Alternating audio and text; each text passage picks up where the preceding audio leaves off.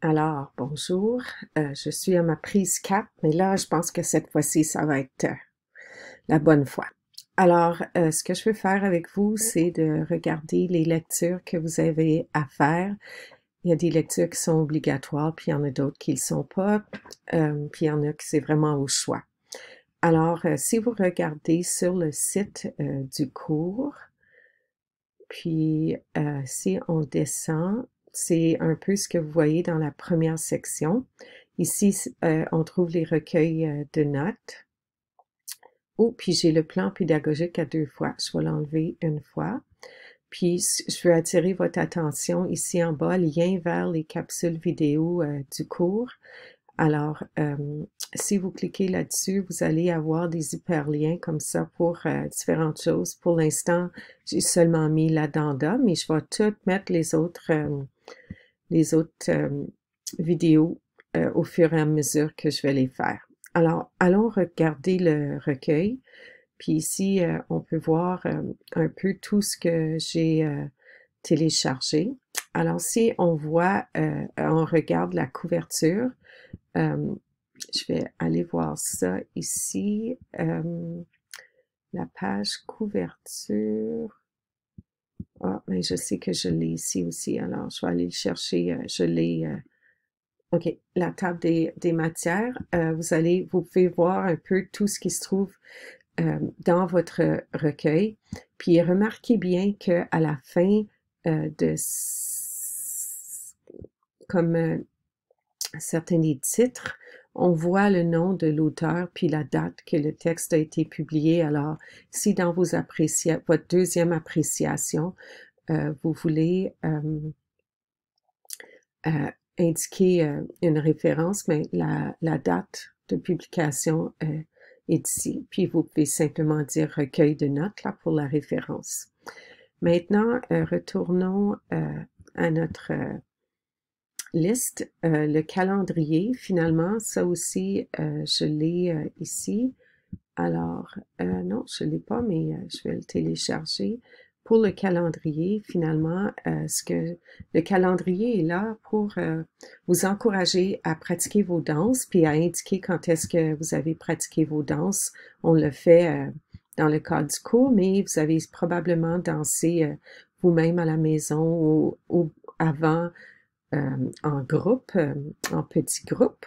Je vous encourage à même faire des pratiques à distance si vous voulez, mais c'est vraiment en pratiquant les danses que vous allez devenir habile pour pouvoir enseigner des danses aux élèves. Puis c'est vraiment comme ça que vous allez pouvoir vous améliorer. Ensuite, si on regarde, oups, ici, puis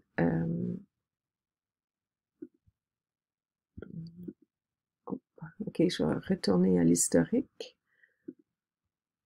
J'ai de la misère aujourd'hui ce matin, là. Ligne du temps. Ensuite, on a... oh là là.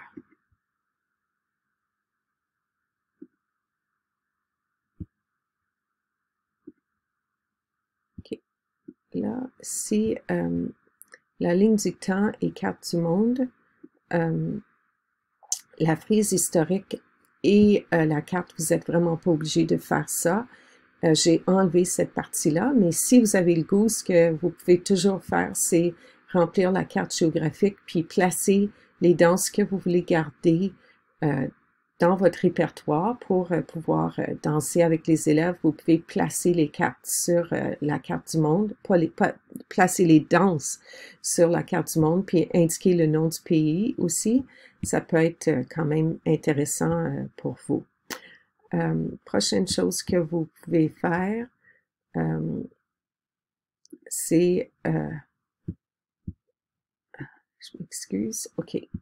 Après la ligne du temps, le cerveau et les arts, c'est vraiment un texte, je dirais le texte le plus intéressant. Ça peut vraiment faire un lien entre les arts et la danse. Vous allez remarquer qu'il y a des parties où on parle des arts en général.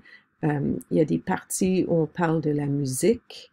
Il y a des parties où on parle de d'autres types d'art, mais Euh, attardez-vous, on parle des styles d'apprentissage, on parle de toutes sortes de choses, mais je pense que on voit la musique ici, ça c'est une partie vraiment importante. Vous n'êtes pas obligé de tout lire, mais choisissez ce qui semble pertinent pour vous. Moi, je trouve que la partie sur la musique est particulièrement intéressante.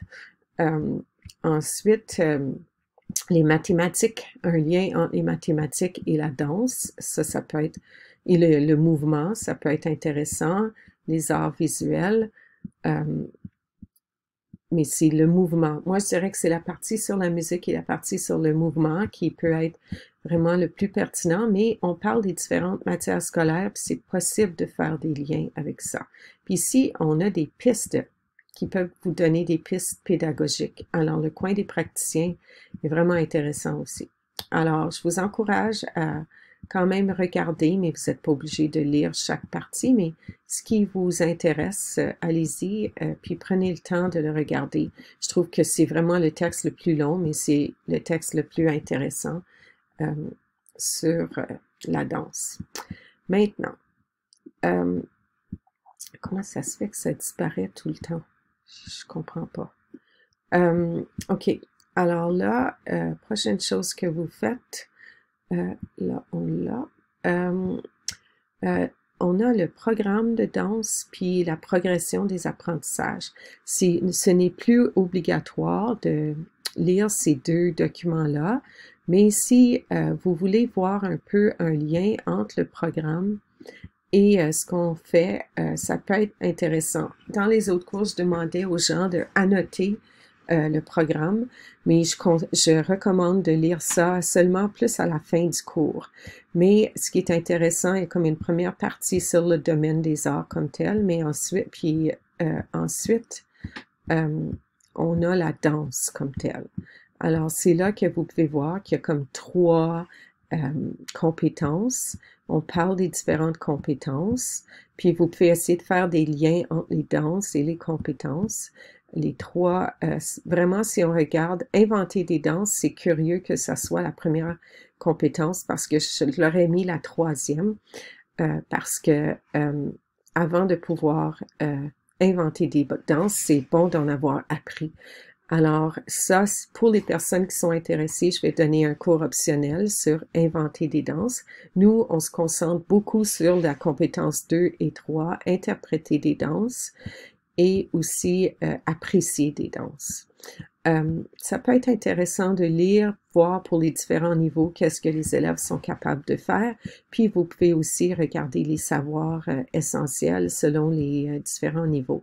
Alors ça peut être intéressant. Ici, vous voyez le vocabulaire que vous pouvez utiliser. Puis nous, on apprend d'autres vocabulaires aussi pour les noms des pas, mais on voit pas chasser. Je pense pas qu'ils ont pas de vigne dedans, mais il y a plusieurs pas de valse, galoper, gambader, quand même plusieurs mots qui peuvent être pertinents. Ensuite, si on retourne à notre ici, le recueil, progression des apprentissages. Non, c'est pas ça que je voulais. Oui, progression des apprentissages. Alors là, vous allez, pour les personnes plus avancées, vous avez encore des pistes qui vont encore plus loin en lien avec la danse pour les différents niveaux. Essayez de faire des liens avec les danses, mais dites-vous que la progression des apprentissages et le programme, c'est pas nécessaire de lire, mais ça peut être intéressant. Pour les objectifs du cours, ça peut être intéressant de lire ça, mais c'est une page. La danse en cercle, qui explique c'est quoi la danse en cercle, c'est un autre texte optionnel, mais qui pourrait vous intéresser. Planifier un cours de danse, je dirais que c'est obligatoire. C'est vraiment ce qui va vous aider pour votre SAE. Puis ça a été écrit par une étudiante qui a fait le cours de danse, mais au niveau de la maîtrise. On voit la courbe de danse. Ça, c'est un aspect vraiment important à aborder. Il y a des danses pour commencer, des danses qu'on peut faire du milieu, puis il peut y avoir des danses pour le retour au calme. Quand vous faites une SAE, il faut être conscient et consciente de la courbe de l'énergie avec les élèves. Puis, c'est vraiment important de faire un retour au calme à la fin. Alors, ce texte est particulièrement intéressant, puis on a des super liens qui sont ici.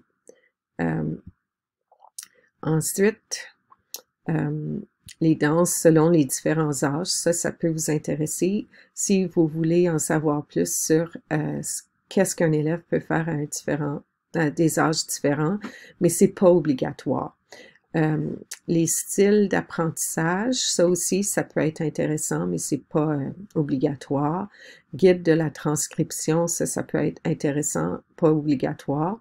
Le discours du chef Seattle,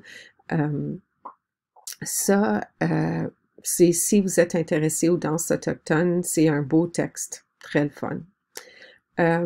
Dancing at the Dawn of Agriculture, c'est en anglais, mais ça parle un peu du vase qu'on a regardé, puis ça parle de un peu à l'origine ce qu'on a pu découvrir sur la danse en faisant des fouilles archéologiques.